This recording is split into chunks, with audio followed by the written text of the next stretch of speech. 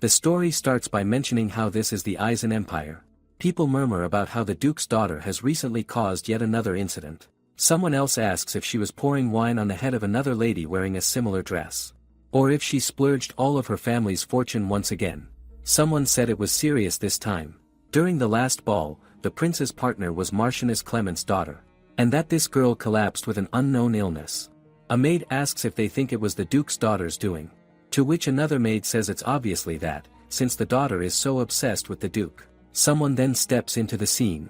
And all the maids bow as they mention how this is the Duke. He rushes into a room and yells the name Isabella. A blonde girl looks back at him. This is his only daughter. He then smacks her in the face. He mentions how she's finally disgraced the family's honor. And asks if she is openly going after the Marchioness's daughter. He mentions how the whole capital is abuzz with rumors right now and asks what excuse she's gonna make this time. He mentions how he's been lenient on her due to his wife, but asks if she's finally gonna come to her senses now. She then grits her teeth and questions how dare he. She then hits him back in a flash.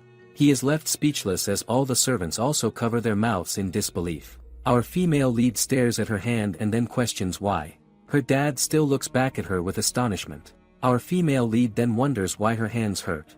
We are then shown the demon realm where all the devils live. Over there, 9 demons possess the power, and are referred to as the monarchs of the demon realm. Among them, our other female lead was the contract monarch, who possessed the power to make contracts. And had also managed to receive the demon king's favor. And was a figure of great authority in the demon realm. Or so she should have been. This demon then wonders about the state she's in right now.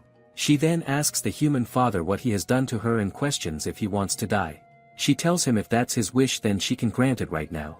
As she tries to do so, magic then appears around her heart, and she stops in her tracks. She then covers her mouth. Red liquid then drops to the floor. Isabella then falls to her knees as her father rushes over. He yells to call a physician as the girl wonders what is this situation. Later in a room, someone wonders what is up with these pale and weak hands. And also this useless thin and long blonde hair. They mention how annoying it is as someone then calls the young lady. A maid appears and tells her to wait just a moment as she'll braid it for the lady. A physician then starts to check her using medical tools. She tells the human to get that away from her as it's disgusting. The physician says not at all, and tells the young lady to bear with it as it will be quick. Our female lead just notes how if word gets out that she was examined by a human then she'd be the laughing stock for 1,000 years. A maid asks why the young lady was coughing up blood, to which the doctor says nothing stands out in his assessment apart from her being a little drained. The maid suggests the warrior duke's hit may have caused internal injuries. Our female lead thinks that is nonsense. At that time, she tried to use her magic to deal with that insolent human. But someone has carved a magic circle into her soul, and if she tries to use magic, then that magic circle will shatter her soul.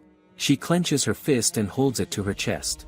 She notes how a normal being cannot possibly do something like this, and if there was someone who could, it would be the monarch of domination. He's the one with the greatest powers amongst the monarchs, and he's got that serious and reserved personality. She often felt uncomfortable as he would look at her with contempt. Or it could have been the monarch of dreams, Annette. A while back, she lost a card game and was forced to give our main character her favorite villa. Our female lead wonders if Annette finally noticed she was cheating with the cards then. This magic circle could have also been the work of Velio, the monarch of lust. This body also seems to be his type after all. The doctor then concludes that there are no major health issues and that the young lady will be fine in a few days. The maid insists this is impossible and how she coughed up way too much blood. The doctor tells Jessie there really is nothing wrong and tells her to come closer so he can say something. He then questions how the lady's mental state is, to which Jessie says she does not know why the lady's speech has suddenly changed. Our female lead notes how she can hear all this, and how despite entering a human body, she's still acting too much like her demon self. It'd be a problem if her identity got exposed. Jessie then mentions how the lady was always eccentric and how she might be faking amnesia this time. The doctor notes how this is something often seen in those reincarnation novels and how she used this excuse last month. Jessie says it was terminal illness, and amnesia was 3 months ago. The doctor pities Jessie, to which Jessie says not at all, and she loves serving the young lady, even if it gets confusing. Our female lead then starts to wonder what kind of person the owner of this body was. Later someone tells her about how this body belongs to Isabella Dunkel and she's a duke's daughter. She picks at a flower, as she then tells the other person to continue explaining. She crushes the flower as she notes how this body's owner has the same name, and how if it's a coincidence then it's quite unpleasant. The maid mentions how the people currently have a bad perception of the young lady. Isabella then asks the maid how many people this body has killed then. The maid tells her that the lady really is not in the right state of mind right now. Isabella questions how she is a villainess if she has yet to slain one person. She is later seen questioning how she's been labeled a villainess for merely pouring wine on people and slapping a few faces. She had thought it'd be much worse. We later see maids whispering in the background before then running off. Jessie says she does not think it's the lady's fault she's called a villainess. She mentions how the lady was once an angel up until the Duchess had died. After giving birth the Duchess's health would decline rapidly and that she was 5 when the Duchess passed. The Duke had a hard time since the young lady looked so much like the Duchess and would avoid her. Jessie also mentions how the young master was also sad and did not take care of Isabella. Isabella then questions if there is a sibling. The maid says yes and how he's 3 years older and named Gabriel. Our female lead then notes how that's the name of another disgusting angel. She questions the maid on this, to which the maid mentions how the Duchess was very devout. Our female lead notes how humans really have bad taste. The maid then mentions how the lady should go inside as someone then arrives. It's Gabriel who asks if she threw up blood. The maid then bows to the young Duke. He then pokes her head as he asks if she is going to answer him. He asks what kind of act she's pulling this time and how she has many ways of getting attention. He mentions how she causes trouble every day and asks how long she's gonna keep acting pathetic. She then looks up at him in anger. She grabs his hand and mentions how she's been patient, but it's been one brat after another that does not value their own life. She then recalls how if she were to use her demonic power now she'd not make it. She then proceeds to cough all over her brother. He yells no way and asks if she really just did all that. Our female lead then holds her mouth as she says not this again. She then asks him what is up with that look on his face. The maid calls for her as she notes how she made the same mistake again. The maid wonders what to do as Isabella says it is nothing. Gabriel then asks if Isabella was actually sick and how he did not believe her when she said there are internal injuries. He asks if it hurts and since when. She asks why he is curious, to which he says of course, and then pauses. Isabella then wonders if humans worry about those they despise, and how this would be unthinkable for a demon. She notes how she'd have been laughing if that lust demon started coughing like this. Just thinking about that is somewhat refreshing. Gabriel then asks why she is smiling. He tells her to accept the treatment already and how he can use his authority to call a priest. She tells him she's not in pain and notes how a priest could lead to her getting exposed. Gabriel asks if she is protesting right now and trying to get their attention this way. She asks why she'd need his attention. She tells him to keep the attitude and that she'd rather they keep their distance. He is stunned by this statement. He then turns, noting how he's the fool and idiot then. Why would he call a peace for someone nasty like her? He then says he's leaving and to not try and stop him. She does not try whatsoever. He then stops to think, noting how Isabella was quite scary just now. Our female lead notes how this guy is a simpleton and she'll call him Gabby from now on. She thinks about how he cares so little that he can't tell his sister's soul got swapped. She then starts to see some magic gathering near her finger. She notes how a minuscule amount of her demon power has returned and wonders how.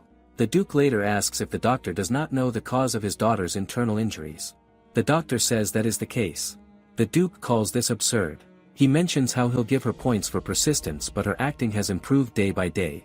The doctor says he cannot find the cause, but he does think something's wrong. The Duke then tells the doctor he trusts him and that if he cannot find a cause then there was no issue that existed in the first place. The doctor says the blood was real and how they need the temple's help. The Duke says this is not an option. Isabella once went around claiming she was a saint. The temple shudders at the mere mention of her name. In any case, the girl has gotten attention, so she's probably satisfied by now. The doctor can now leave. He agrees to this, as the Duke then notes how his daughter never ceases to disappoint him. He wonders when on earth she'll come back to her senses. The maid later lights a match to turn on the candle. It flickers for a moment before then going out in an instant. The maid calls this strange and wonders why this keeps happening. She needs this light on so she can go check on the lady. The lady is watching all this from her room. Isabella apologizes internally, noting how the maids are gonna need to fail a dozen more times as Isabella needs alone time to collect her thoughts. Her powers have returned, but only by this much. Compared to her original power, this is only a bat's claw of it. But how did it return in the first place? There were too many people around her before, so she never got the chance to read the magic circle. She'll use this opportunity to do so. Her eyes then open, as we then see her demon self, who has quite the nice pair of personalities. She notes how the magic circle is a sealing circle that traps her demonic energy and soul inside of Isabella's body. She reaches out to touch it, and notes how it's not a simple circle either. They combined a sealing circle with a contract circle. The existence of the contract circle is proof that this pact was made by a demon.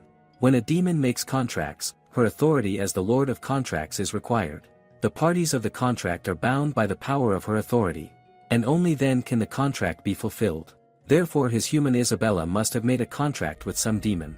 Once a contract is established, then the demon must grant the human's wish, and if the contract is broken, then the demon will face immediate annihilation or a comparable price. Our female lead wonders how she got entangled in a contract that makes her unable to move. She wonders the reason her demonic energy was sealed.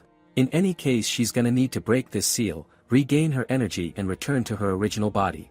The seal breaks once the demon who made a contract with Isabella grants the girl's wish. Meaning our female lead needs to fulfill the contract herself. There is something she's gonna need to find out first.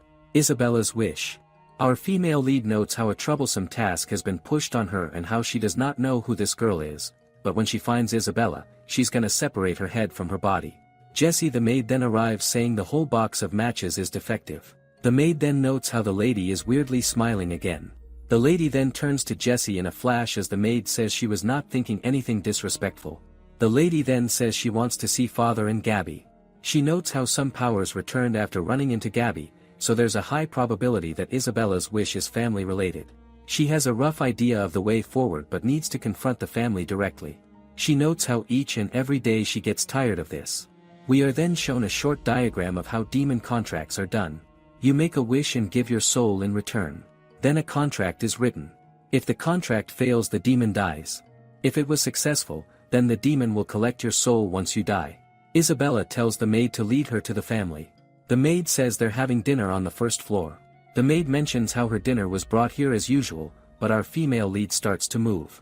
She questions why she's being served greens that belong to a rabbit and then tells the maid to lead her to the dining room at once.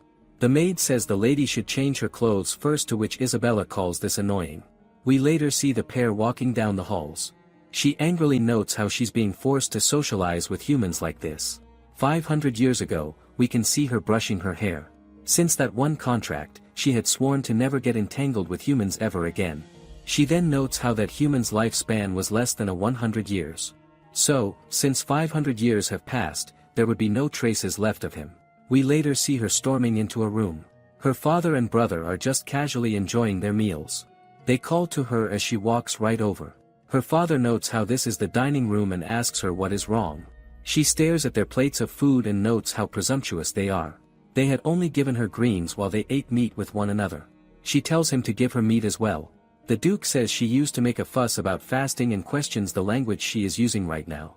Gabby then yells how his sister wants to eat meat, and how as the Duke he must have more than enough food to feed her. He then orders the chefs to bring out steaks of all levels of doneness. Her father is left stunned as Isabella wonders why he is acting like this. We later see many types of dishes on the table as our demon starts to drool at it. She then raises her knife up and then grabs a piece of meat with it. She then starts to go to town as her family watches. Her dad says to wait and asks what kind of etiquette is that. He mentions how she forgot how to eat and how she regressed to being an infant. Our female lead continues to eat in silence. Gabby says to leave her alone and to now nag a child that is eating. The Duke questions how dare he act like this. To which Gabby asks when has the Duke ever acted like a father. Isabella notes how the pair seem to not get along. And how this is not a proper family. The Duke asks if he cannot question his children's actions, to which Gabby says he needs to act like a dad to be treated like one. Our female lead takes a sip of wine to this. She notes how there's only 2 children and both of them act like this. She recalls how demons born in hellfire do not have biological parents, but there is a being they consider father, the demon god. She can still remember her last moments with the demon god. He was yelling, "How dare you, Isabella?" She mentions to him how he was the one that taught her to do anything so she can get what she wants. She tells him to just give up and be sealed away. He lets out a cry, as he mentions how the family business is a failure. Our female lead then notes how she remembers something now. She starts to speak out loud, as her father turns his head. He asks his daughter what she just said. She tells them the family business is a failure. She points at the Duke and says it is a complete failure. He is left stunned as Gabby starts to giggle in the background. He then calls to her in rage. He says she has truly gone mad as Gabby says to stop yelling. Gabby says it's not wrong and questions when the old man has given his kids attention. The Duke is left stunned as both his children have now teamed up against him. The Duke then covers his face as an aide rushes to him. Gabby then calls to Isabella. He mentions how she usually does not like fattening foods and would never eat meat. He asks what is the matter, as she tells him she cannot manage that anymore. He asks what she means, to which she says it's exactly as it sounds. She thinks about how she does not know when she'll be back in the demon realm, but that she's eating while she can. And to bring meat from now on every day. Her brother is left stunned by this. He asks if she is serious before then yelling for the chef again. He tells them to bring all the meat in the kitchen and to go slaughter some more cows and sheep.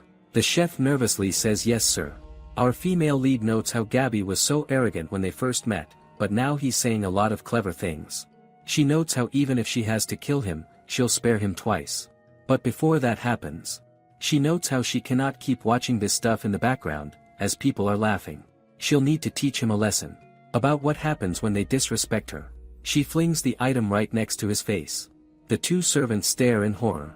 Her family then asks what she is doing. She then walks right up. She grabs the knife from the wall.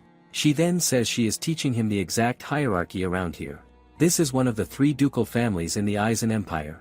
The Duncan house is the only one without an ancestor that is revered as a hero. 500 years ago, one of the 5 heroes who sealed the demon god was crowned a king.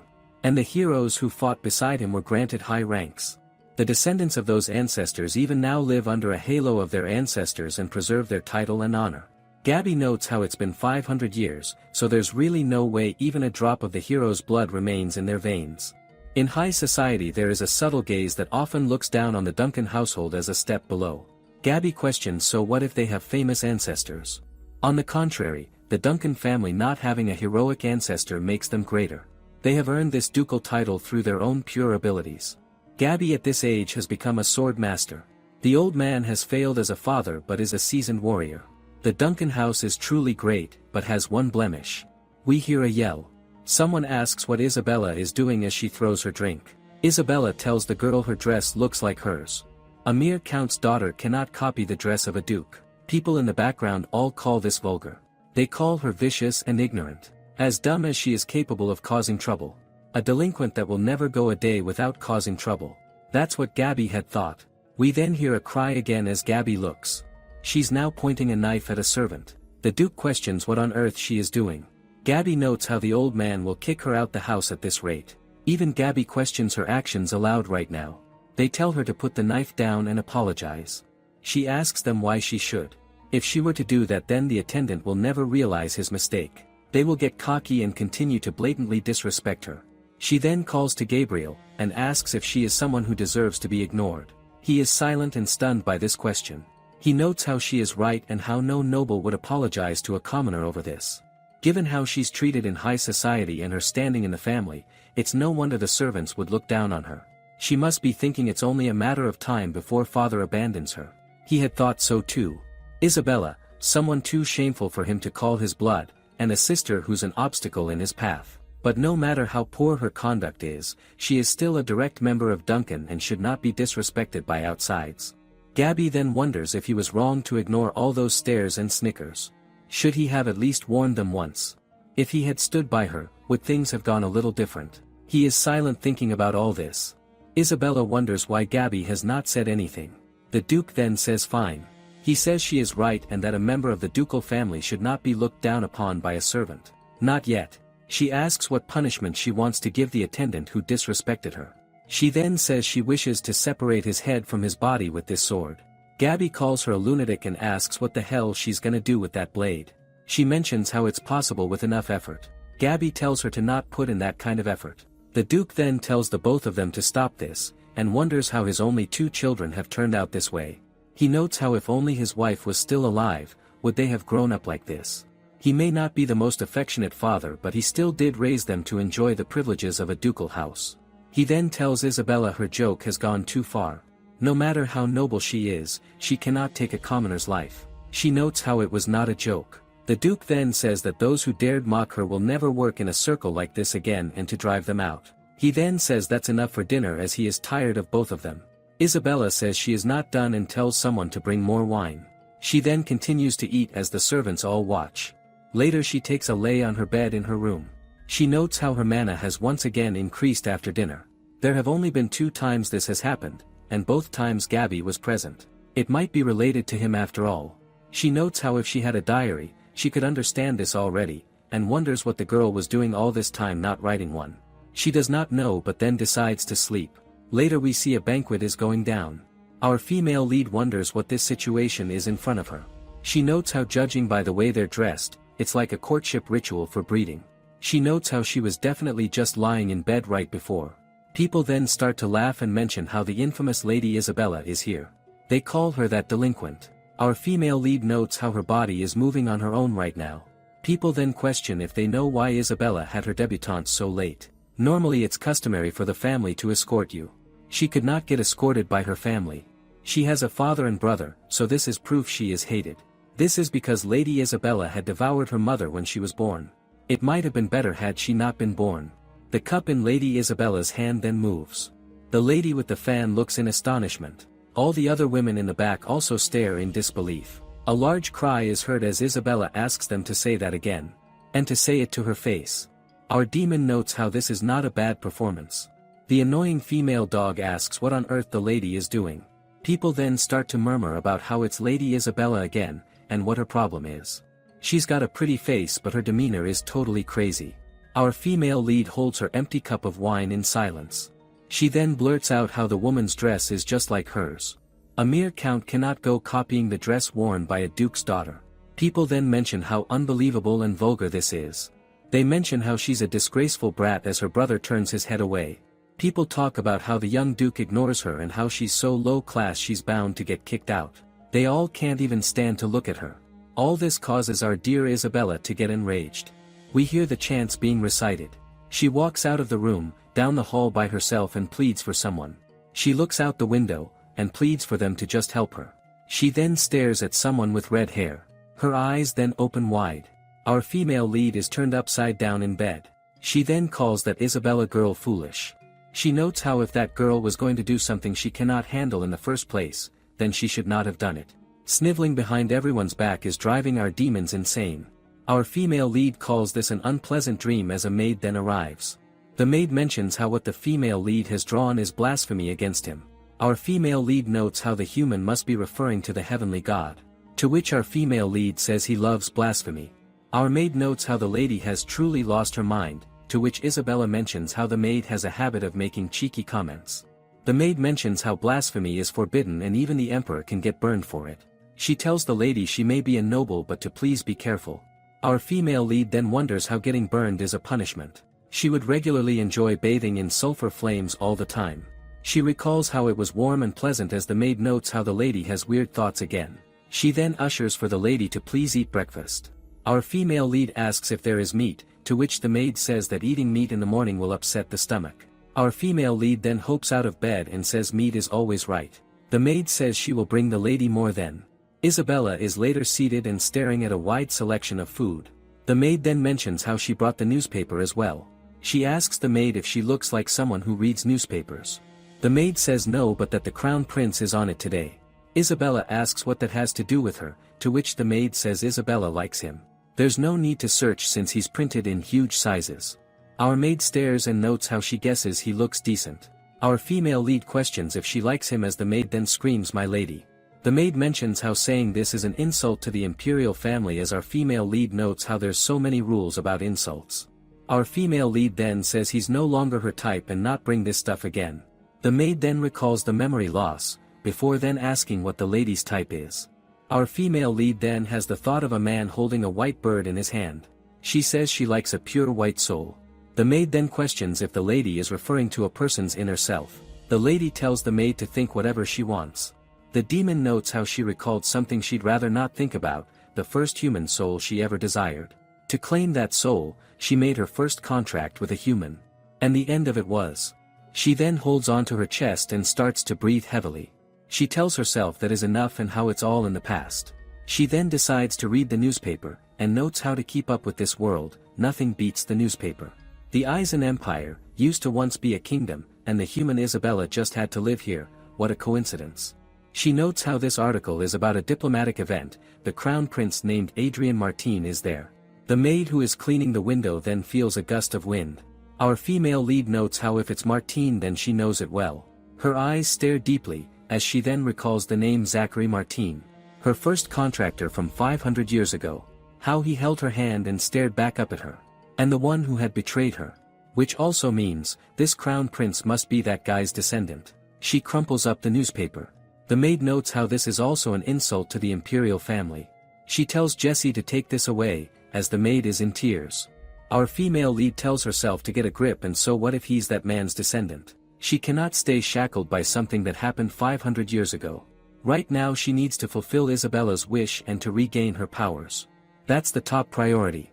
She should not get involved with this crown prince. Or so she had thought. We later see an invitation handed to her. She grits her teeth as it says Imperial Ball. The maid speaks with her about it, but our female lead says she is not going. The maid asks if this is alright and mentions how even as a noble she cannot ignore the imperial family. She mentions how it might affect her reputation. Our female lead ponders the thought, and recalls that dream. That one daughter of a count who was disrespectful. Our female lead notes how someone must be behind how strongly that girl insulted a noble. Our female lead decides to access her surroundings then. She tells the maid she'll go. The maid says they'll get the dress ready then. The maid mentions how bad the dress and accessory situation is. The female lead mentions how there's plenty of dresses over there. To which the maid says they've been worn before and how people will whisper if she wears it again. The lady says to buy a new one then, to which the maid says the lady caused so much trouble lately her budget was withdrawn.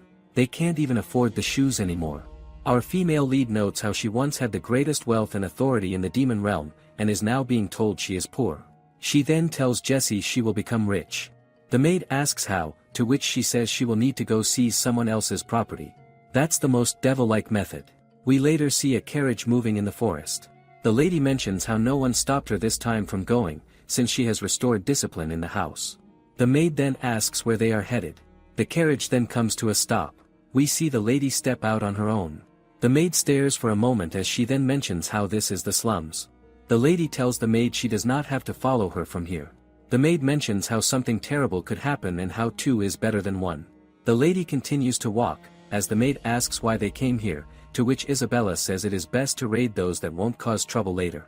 The maid then questions why they are raiding the slums as the lady shuts the maid's mouth. The lady says she is looking to make a big score. And how she knows the perfect target. The lady then looks up before tossing a fork really fast at something. It almost hits the tail of a creature that lets out a squeak. It had almost hit some kind of a rodent. The maid calls to the lady as Isabella then grabs the rodent from the ground. She then tells the creature to take her to its master. The rodent does exactly that as we see the two girls following it. It then stops at a hole in the wall. The maid asks how the lady knows all this, to which our female lead kicks the door down and says it's a trade secret. The door opens before them. We see many men just chilling and having a drink. She walks right up to the man behind the counter. He tells her she is not from the slums. He asks what brings her here, to which she says she has no business with rats. She is here to meet the king of this place.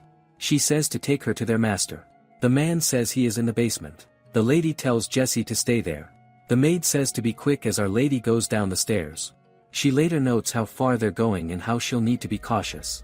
The man says she can enter this door. She then warns the man to not lay a hand on the child that came here also. If anyone touches her, then they'll neither live nor die. The man takes this threat seriously. She then tells him to get lost. Our female lead continues on her own, noting how the king of rats, Ser. He has little power and is low ranked in the demon world. He's too prideful to serve a stronger demon. He abandoned the demon world and chose to control rats, living as an informant. She notes not having seen him in a while and how it's been 100 years. She then sees him standing alone in the room. She then greets him by saying she thought the angels had caught him and skinned him alive. Ser calls this an audacious way of speaking. But it was expected from Lady Isabella. He asks what brings her here and in the body of Lady Duncan. The lady says circumstances arose, and that she came to him. The man questions how a rule ended up in a human body. He says he is just curious, and unless he's mistaken, he can hardly sense any magic from her. In the demon realm, the strongest prevail. It's as if her magic is sealed, is he right? She tells him to watch him tone, to which he questions how he could be so rude to Lady Bella. He continues to hold her hair, as she mentions how most of her power is sealed. He stares at her blankly. Before grabbing his face and saying but he knows, she then slams his head on the table. She then puts a blade right next to him on the table. Even with this much magic, she can still wipe him out in an instant. He questions her if that's a kitchen knife, to which she says yes. He asks if she is insane and if this is possible with that.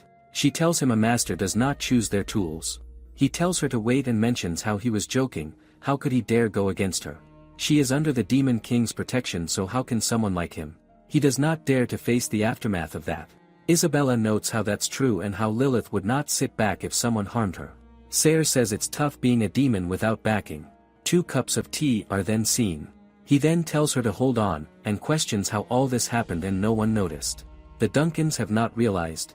She says that's right, to which he mentions how her way of speaking is different. The lady says the original body owner was a delinquent, so no one questions this. Sayre then mentions how the girl was connected to demon worshippers. Lady Isabella questions if those vermin still exist, to which Sayre says he confirmed it. These are humans that betray their own kind to side with demons, even since 500 years ago. Not knowing that demons hate them. They're vermin who all have selfish desires. Isabella notes how she cannot forget the horrors she saw in that lair once. They even messed with children, which even demons don't touch. Sayre mentions how she really seems to hate them, to which Isabella says she never messed with the young. She mentions how they're cockroaches and she'd tear them apart. Sayre mentions how Isabella got her summoning circle from a worshipper. Our female lead notes how that's one question answered. She then asks if Sayre can contact the demon world. We then see an orb that is sitting on the table. He starts to mess with it using his powers. He tells her it's not working and she asks what about the gate. It's a semi-permanent door who cannot create dimensional passages on their own. Connects the demon world to the mid-realm. It always changes spots so angels can't find it. Sayre says it's been closed for a while. Isabella mentions how if the connection with the demon realm is cut off then someone's involved. Sayre says it might be the work of the person who sealed Lady Bella. A demon would never make a deal at a loss. According to the contract, Isabella's soul would have been taken, but sealing a high-ranking demon like her in this body is worth more than a human soul. Yet they sealed her here and did not reveal the contract terms. That means they want her trapped for a long time, and to keep her from returning to the demon realm. Sayre says this is strange, and asks how she could not know about this deal since she's the Lord of Contracts. It's a contract made using her powers. Our female lead thinks about this. 500 years ago, after being betrayed by her first contractor Zachary, she lost most of her power and became the weakest being in the demon realm. Her powers would eventually return, but until then it was impossible to survive. So she gave a part of her authority to other lords in exchange for magical powers. The lords in turn gained the authority to freely make a single contractor. So this was the first person she had suspected when she woke up. Sayre then laughs, asking if it's really possible for them to use her contract without her permission. She asks if he wants to know. She says she can tell, but if the secret gets out she'll kill him. He mentions how he feels like he's back in the demon realm, getting his life threatened more than once today. Isabella then speaks up and mentions how she was so busy she forgot to worry about Kamanji. That is her pet beast. Sayre says it's a cute name for such a vicious beast. She wonders who will feed him, to which Sayre just hopes other demons don't get eaten by it. She then says she wants to bring her pet to the middle realm. Sayre says that is dangerous and how the gate is closed and Bella's powers are sealed. She questions who knows, and says this is for him to figure out. He looks at her stunned. He calls this absurd and mentions how it is tyranny. She then mentions how she almost forgot why she came here and puts her hand out. She then with a smile tells him to hand over all his money. We later see Jessie with a smile on her face. The lady then shows off her bag of 100 gold coins. Jessie asks if she actually stole this, to which our female lead wonders if it actually was stolen. She kept asking for more as Sayre pleaded about how he runs an information network. She tells him she'll have no choice but to return for more next time. She then turns and notes how most of the people here work for Sayre, so she should maintain some dignity. She tells Jessie she sold some information like Duncan's family secrets. Jessie is stunned by this. She mentions how she said Gabby sleeps with his thumb in his mouth, stuff like that. Jessie asks who would pay for that, to which Isabella says it's funny. Jessie says who would have thought the young duke does that. Isabella then tells the maid they need to head to the next destination. Jessie says 100 is more than enough for a banquet though. Isabella says someone like her cannot be satisfied with something this small. She'll flip this 20 times in one go. She then yells the next stop is the casino. Jessie asks if the lady ever thinks about making money honestly. Jessie screams if she goes to the gambling den she will tell the Duke. Unbothered, she challenges her to tell him. Jessie warns her the Duke hates gambling the most. If he finds out she was gambling, she will really get kicked out. Suddenly, her senses sharpen. She thinks bitterly that this little pest is stuck to her too. Some men appear and one of them asks what are the ladies doing in such a shabby place. Knives in their hands, as one of them says want him to explain the rules here. The richer they are, the more quietly they should move. The one beside him points out carrying a fat purse around just makes the whole neighborhood noisy. Jessie blurts out, "My lady, what are they going to do?" She deadpans, "What now?" Step 1 is to knock Jessie unconscious because it is noisy. Second step is to overpower the robbers and third is to seize the money the robbers have collected. With a smug smile, she decides to do it that way. One of the men steps forward with an evil smile, saying if she hands over everything quietly, he will spare their lives. But he cannot guarantee they will come out of this unscathed. He is unaware she is hiding a sharp knife behind her back. He inches closer, deciding to check money pouch first. Just as she decides to attack him, suddenly a man comes in from nowhere in between and fixes his cold eyes on the robber. It takes him only moments to knock everyone out cold. Then, with an air of nonchalance, he turns to her. She gulps down, her eyes fixed on him. He's strong. Jessie suddenly steps forward in front of her and exclaims, "Thank you for saving them." She then turns to her and says she should thank quickly too. She grumbles thank you, as if she's doing him a favor, thinking if it weren't for him, she could have robbed the thief's pouches herself useless. He coldly warns her this place is dangerous, so she should hurry and leave. Her lips part in shock. This clear refreshing aura is. He simply turns around, announcing he will be going now. Quickly, she seizes his cloak and draws it off, unveiling his face. He meets her gaze, his blue eyes piercing into hers. Zachary's. Without a word, he covers his head again and walks away. Jessie whines such rudeness towards her lifesaver. But she murmurs it is silver hair. When she sees silver hair, she feels anger welling up. It used to be something she thought was beautiful. But now even the memory is disgusting. She mutters under her breath. She has lost interest. She will return to the Duke's mansion. Later, standing before the Duke in his study room while he focuses on the papers in his hands, she wonders why did he call him just to ignore her. She thinks what an annoying person, but then her gaze shifts to the necklace on the table. It somehow looks familiar. Out of nowhere, he says she still hasn't come to her senses. Has she forgotten how her reckless actions almost ruined that necklace, her mother's keepsake? She wonders, was there such a thing? In any case, it looks fine to her now. So what? He's just a grumpy, petty person with a bad attitude. He heard she went out today without telling him and without her bodyguard. She asks, worried. He replies, no way. If she causes trouble again, who's going to clean it up afterward? Just as she thought. He lets out a sigh and takes off his glasses, admitting that is not why he called her now. She received the invitation to the royal ball right. Normally she would have to be in seclusion, but thanks to the courtesy of Marquis Clement's family, she will be allowed to attend. She recognizes Marquis Clement's family as the family of Lady Clement who Isabella tried to poison. He then says by agreement, the Marquis family will cover this matter up so she won't have to stand trial. Instead, after the ball, she must visit the Marquis family and beg for forgiveness. She scoffs, why should she? In the first place, are they sure Isabella is really the culprit? How would Isabella even get her hands on poison? The first thing she did after ending up in this body was assess the surroundings. And the only servant close to her was Jessie, who has only been attending her for a short while. On top of that, the Duke cut off her funds so she wouldn't even have money to buy poison. Besides, why should she clean up a mess that Isabella caused? She starts to protest, why should she beg?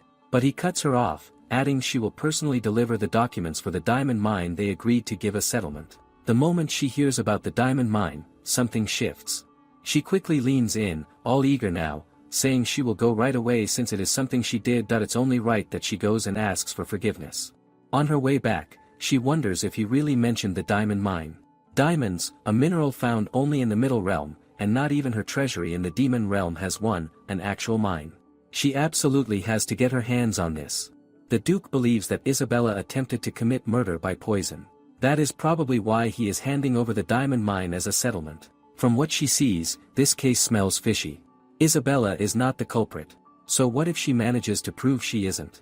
If she can get the Marquis family to confirm it, then there's no need to pay the settlement at all.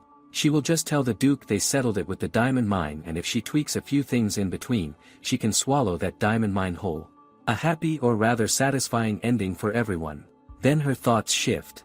First, she needs proof she is not the culprit. Meanwhile, on the other hand, Cher suddenly shivers and wonders what is happening to him. He asks why does he suddenly feel a chill. Is someone thinking of walking him to the bone?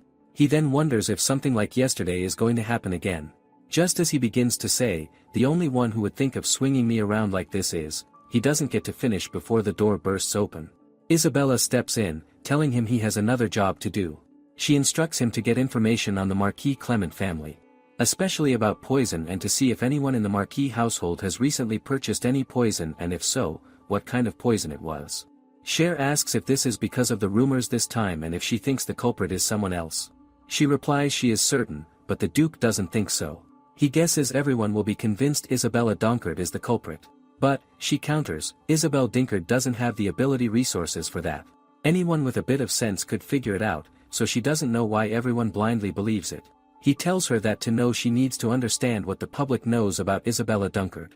The stain of House Donkard, the family's black. House Donkard is a famous family that has produced exceptional talents for generations. But Isabella Donkard, compared to that reputation, was lacking. She had no talent in martial arts. For someone so ordinary, living among such remarkable family members must have been hard. Isabella scoffs remarkable. That Gabby guy was stupid though. Cher asks if she means Lord Gabriel, the young Duke. He was not particularly bright or good-tempered either, but he excelled in another way. He became the youngest sword master. His aura control was so precise they say he could use an aura instead of a toothpick. Isabella points out that aura only a rare few humans can manifest. Can he really do that? He replies, well, it is just a rumor, nothing confirmed. Isabella then reveals she heard from a maid that after the Duchess died, the family became distant from her, or was it because she had no ability so they rejected her? He replies the talk about her lack of talent is what people use to nitpick. The family discord was indeed because of the Duchess. After giving birth to Isabella, the Duchess's health sharply declined.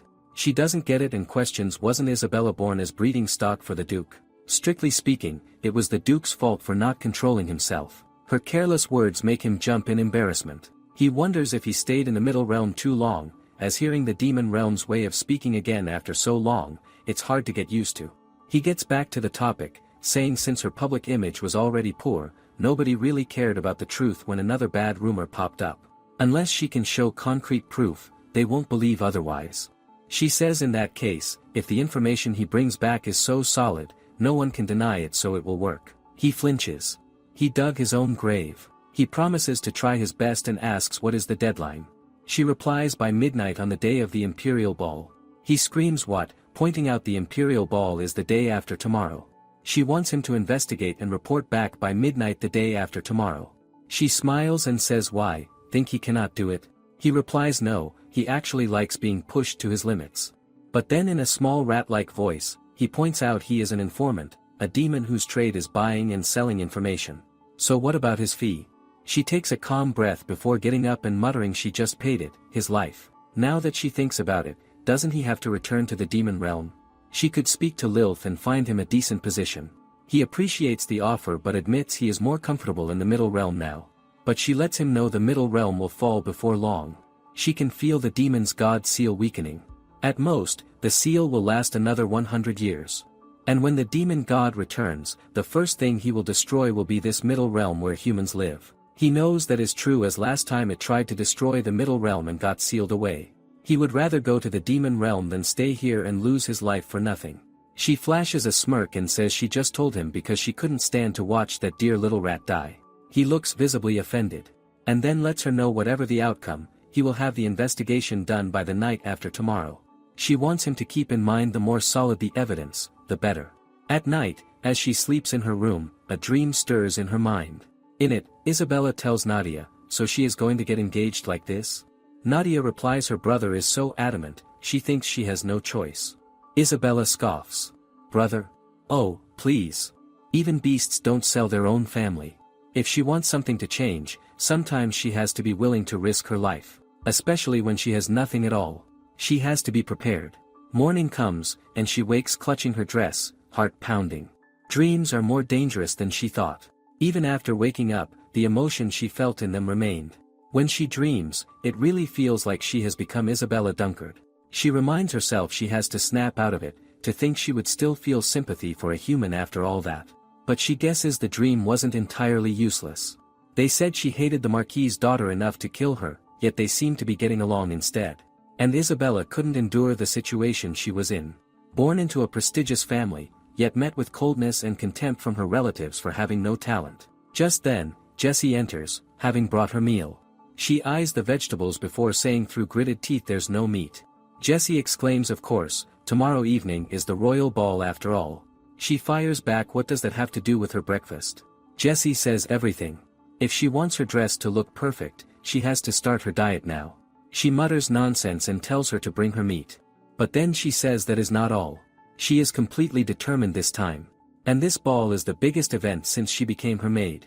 As her maid, she will make her shine the brightest at the ball.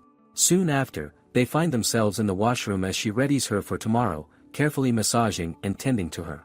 Jessie grabs an unwilling Isabella's hand and tells her to trust her. Isabella looks tense as she has a feeling something super annoying is about to happen. On the day of the imperial ball, Isabella complains about massages since morning and all that.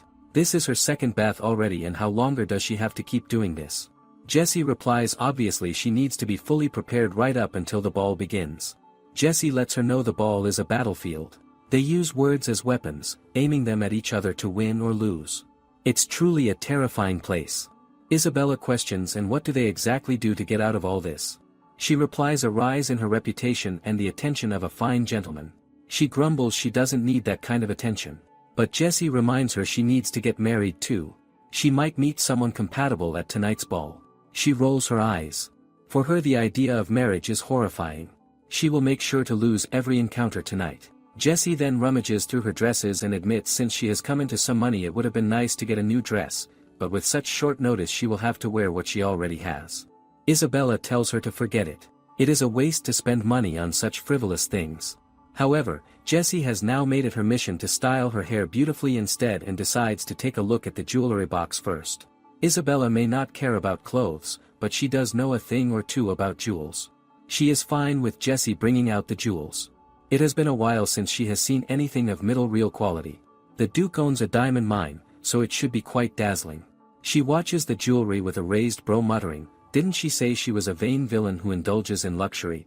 Jessie replies she has only been in this mansion for a short while, so she has only heard rumors. Most of the designs are simple or rather modest really. Something feels off. Later, standing beside the carriage, Gabriel mutters, why isn't she coming out yet? Isabella finally steps out and scoffs, what? Gabriel wonders aloud why it takes her so long to get ready. She explains that Jessie was carefully helping her dress, which is why it took so long. Gabriel smirks and says, even dressed up, she's still Isabella. What a waste of time. She remains quiet, thinking it is not even her body so she doesn't really care. But just for today she has decided to lose every fight, so maybe she will throw in a compliment. She gasps. He blurts out what is wrong. She throws in he's so beautiful today. She must have been startled. He looks traumatized and snaps at her not to say weird stuff. She goes on, it seems the moon brought its friend out tonight just to shine upon his beauty. He yells at her to stop it. Later, in the carriage, she grumbles why does she have to ride in the same carriage as him. He shoots back she wanted this huge carriage all to herself. He then says honestly with that temper, if her face were not pretty, she should have at least had a good personality. She clutches her fist, reminding herself to hold it in, just for today. She suddenly says his heart is sharp, unlike his lovely face. She will think of it as the thorn that suits a rose like him. His mouth drops open and he yells, is she seriously insane? She is confused by his reaction, wondering what is this. Lilith once said humans like compliments like that. Gabriel lets out a deep sigh. He's not saying this out of concern or anything, but she really needs to fix that tone of hers. It might be fine at home, but she should at least use formal speech at the ball. She repeats formal speech. He mutters yeah and asks does she know how arrogant she sounds right now? This is the imperial ball. She then asks if she has to use formal speech with royalty. She has always spoken like this to Lilith and the other merchants. She thinks humans really do make strange rules just for themselves. With a serious face, he tells her she can speak formally or casually to people below her, whatever she wants, but to those above her she must always use respectful speech. She asks, and who exactly is above her? He mutters, is she kidding? Obviously the royals. Though there are a few others beside the royals, but since she is part of the ducal house, no one is going to nitpick over casual speech. But the royals are different. She could be jailed for insulting the imperial family. She thinks as if she would be scared of some human prison. At the banquet, all eyes turn toward them. She's irritated by the blindingly flashy everywhere and thinks, this is a massive breeding ground just like in her dreams. She hasn't eaten properly all day and considers grabbing some food. But wherever she goes, Gabriel follows her. She turns around and questions why is he following her. He retorts, why does she think? He's worried she will cause trouble. She teases, is he worried? Flustered, he yells, no, he's not. He reminds her if she messes up the ducal house has to clean it up, that is why he's watching her. Definitely not because he's worried. She assures him not to worry, she has decided to lose today. He repeats, he said it's not worry and lose what? What is she talking about? She replies, Jessie says the ball is a battlefield and she plans to lose every fight that comes her way tonight. He snaps, still why lose? What does she have to gain from it? She asks him what does he want her to do? He told her not to cause trouble. But now that he thinks about it, it is not even him who has to clean up. It is the old man. So he tells her if anyone picks up a fight she should just beat them up like she always does. They will pay the settlement and be done with it. And if they're being honest, she was already out of line the moment she stepped in front of the mansion. Just then, the announcement echoes in the hall. His Imperial Majesty and His Highness the Crown Prince are entering. Both siblings look stunned to see them. Despite knowing he's the royal, but that hair color makes her want to set something on fire. Gabriel casually drapes his arm over her shoulder and asks what is she doing standing there like an idiot. Then again, she has no friends, so what else would she do? She should just drink and leave. She smirks and says sounds like she doesn't have friends either. Offended, he snaps, does she think he is her? He has got tons of friends. She questions, then why isn't anyone talking to him? And tells him to just admit it. Having no friends isn't something to be ashamed of. His cheeks heat up as he points at her accusingly. He will make some, he says, walking off with a scowl. She thinks what a simple-minded guy. But then her thoughts drift. She steals a glance at the Crown Prince. Something has felt off for a while now. There's a familiar energy in the air. He dances with another woman. Someone from behind her suddenly says, what a lovely pair. What does she think? She turns around to find a girl smirking at her. She glances at the couple, indeed a fitting pair, but both of them have stiff expressions. She questions, those two go well together. The girl asks, does she have a different opinion? She replies, opinion or not, anyone can tell just by looking. A tense silence falls before the girl targets her dress, saying it is quite plain. Should she say it has the beauty of a wildflower blooming by the roadside? But she supposes she has finally found a dress that suits her station. Isabella wonders if this is the ballroom war Jessie was talking about. Is she saying she looks as wide as a roadside wildflower right now? Sounds like a compliment, but no way. Either way, she decides to respond with a compliment. She tells her. Her, on the other hand, is like a magical beast in mating season. Had she seen her in a hunting ground, she might have mistaken her for a powerful beast and shot her on the spot. Furious, the girl demands, what did she say? Isabella confuses the red tint on her cheeks for a blush and thinks humans are weaker to compliments than she expected. She doesn't usually give out compliments about looking strong, so the human should consider herself honored. Gabriel shows up behind her and shoots them a glare. Of course he didn't think so, but he came here to see if she was being bullied. The girl flinches. He then turns to her, giving her a thumbs up, declaring she won. She then reminds him didn't see he was going to find a friend. He replies he does have a friend but they didn't come today. Isabella looks relieved as she would rather have this dog named Gabby than a crowd of people. She tells him sure, they should go with that. He snaps he is telling her it is true. But then he asks, what has she been staring at this whole time? Following where she looks, he sees the Crown Prince. Panic hits him and he quickly covers her eyes, asking if she's crazy. Why is she staring like that? She tells him watching him makes her uncomfortable. She feels a very familiar aura from him as she thought the feeling of kindred. Though he's clearly a human, so why does she feel that aura? She wonders could it be that and decides she needs to check. She'll have to touch him. Furious, Gabriel yells at her, asking if she's insane. That is not the kind of problem she can smooth over with hush money. She wonders what nonsense is he talking about.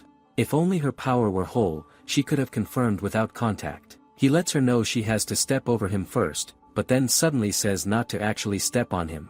She pushes him aside and steps toward the Crown Prince, who turns to face her, surprise flashing across his face.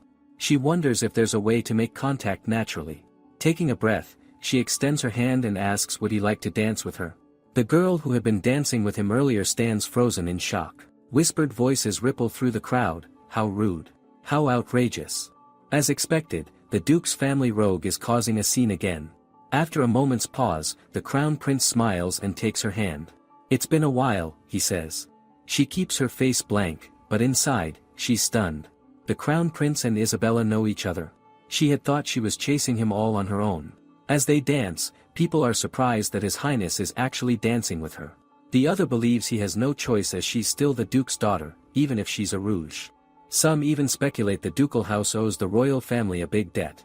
Isabella's eyes have hardened. Now that she's up close, she's sure this one is a demon contractor. She doesn't know what deal he made, but if his magic is leaking out like this, he must have gained quite a bit of power. She accidentally steps on his foot and thinks he wouldn't nitpick over something so petty, right? He stiffens when she suddenly whispers if this much pain is enough to trouble him, he has no right to wear a crown, but then he ends up laughing, saying he's not hurt at all. This time she deliberately steps again and tells him to think of it as the weight of the people he will have to bear from now on. He grins and says she can step on his foot as many times as she likes, but she shouldn't say things like that. After a pause, he adds she seems a little different somehow, and asks her if she finally did it. She questions do what? He leans in close, whispering in her ear. To make a deal with a demon. Her eyes go wide and then he pulls back, his face blank. She wonders if he really said that Isabella would make a deal with a demon. And did she tell that to the Crown Prince? She replies yes, she did. He sighs and says he knew it. And reminds her he told her to never make a deal with our demon. She retorts how amusing he can do it, but she cannot. He simply smiles and states in the first place she was never the type to listen to others. She should have expected this much. It is her mistake. He then glances at his dance partner and says thanks to her even Lady Clement is frightened now. Lady Clement looks like she has seen a ghost. Isabella asks him if she knows as well who is he. He replies he didn't tell her, but from the way she trembles at a mere touch, he thinks she knows. Isabella asks if she's afraid of him, why did she accept his partner request? He replies because it wasn't her choice. The Viscount is the kind of man who would do anything to make his sister the Empress. Even if the Emperor were a demon contractor, he wouldn't care as long as she took the throne. Isabella wonders out loud if Viscount Clement also knows his secret. The prince replies at most, the Viscount might suspect he gained power by improper means, because an ordinary person wouldn't imagine someone right before them had made a pact with a demon. He says Lady Clement must have been told by Isabella. She wonders if Isabella really did that, and asks him if she made him angry by telling Lady Clement. He whispers in her ear, how could he be angry at Isabella when it was his mistake for not expecting it? But her, he thinks he can be angry at her. He suddenly asks her who is she? Why is she wearing Isabella's face? And that concludes the video today. Make sure to leave a like and subscribe. Leave a comment if you want another part.